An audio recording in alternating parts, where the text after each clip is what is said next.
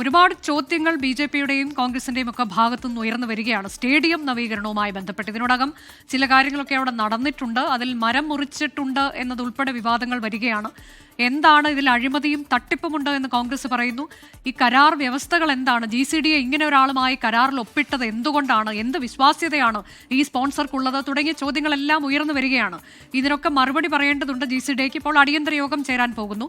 അതിനിടെയാണ് സ്പോൺസറുടെ വിശദീകരണം വരുന്നത്. എല്ലാം നന്നാക്കി അടുത്ത മാസം കൈമാറുകയാണ്, തനിക്ക് സ്റ്റേഡിയത്തിന്റെ അവകാശം വേണ്ടതില്ല, ഒപ്പം സേവനം ചെയ്യുകയാണ് എന്ന വാദം കൂടി ഉയർത്തുകയാണ് ഈ സ്പോൺസർ. എന്താണ് ഇദ്ദേഹം പറയുന്നത്?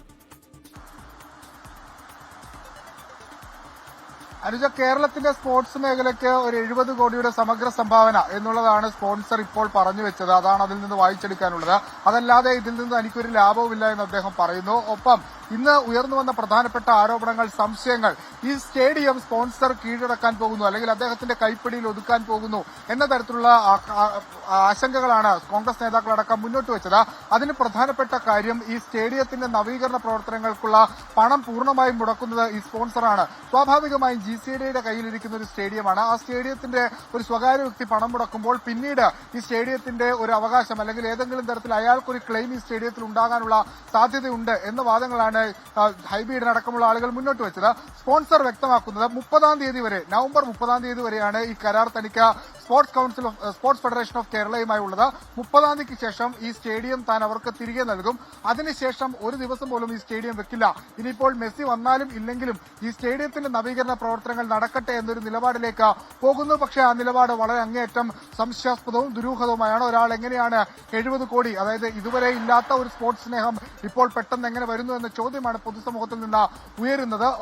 ഇതിനുമായി ബന്ധപ്പെട്ട് ഈ മാർച്ച് മാസത്തിലാണ് ഇപ്പോൾ കളി നടക്കാൻ ഉദ്ദേശിക്കുന്നതെങ്കിൽ അതിനു മുൻപ് വീണ്ടും GCDAക്ക് ഒരു കത്ത് നൽകി ഈ സ്റ്റേഡിയം വിട്ടു നൽകണമെന്ന് ആവശ്യപ്പെടും.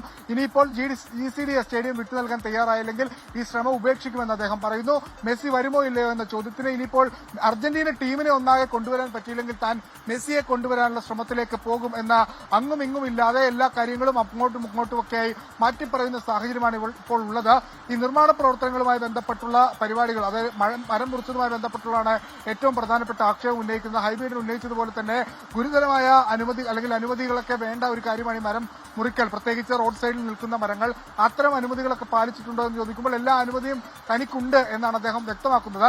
ഒപ്പം GCDAയുമായി ഒരു കരാറിലും ഏർപ്പെട്ടിട്ടില്ല, മറിച്ച് സ്പോർട്സ് കേരള ഫെഡറേഷനുമായാണ് കരാറിൽ ഏർപ്പെട്ടിട്ടുള്ളത്. ആ കരാർ നവംബർ 30-ാം തീയതി അവസാനിക്കും. അതിനുശേഷം താൻ ഈ സ്റ്റേഡിയം വിട്ടു നൽകും. തനിക്കൊരു ദുരുദ്ദേശവുമില്ലെന്ന് വളരെ സ്വാഭാവികമായി അദ്ദേഹം പറയുകയാണ്. 70 കോടി, ഞാൻ നേരത്തെ സൂചിപ്പിച്ചതുപോലെ തന്നെ കേരളത്തിന്റെ സമഗ്ര സ്പോർട്സ് മേഖലയ്ക്കുള്ള വികസനത്തിന്റെ സംഭാവനയായി 70 കോടിയെ കണക്കാക്കണമെന്നൊക്കെയാണ് അദ്ദേഹം പറയുന്നത്. അനുജ, ലോകത്തെവിടെയായാലും ഏത് സമയത്തും 24 വാർത്തകളും ഓഗ്മെന്റഡ് റിയാലിറ്റി പാക്കേജുകളും എക്സ്പ്ലെയിനറുകളും വിശദമായി കാണാൻ ഞങ്ങളുടെ YouTube ചാനൽ നിങ്ങൾക്ക് സബ്സ്ക്രൈബ് ചെയ്യാം.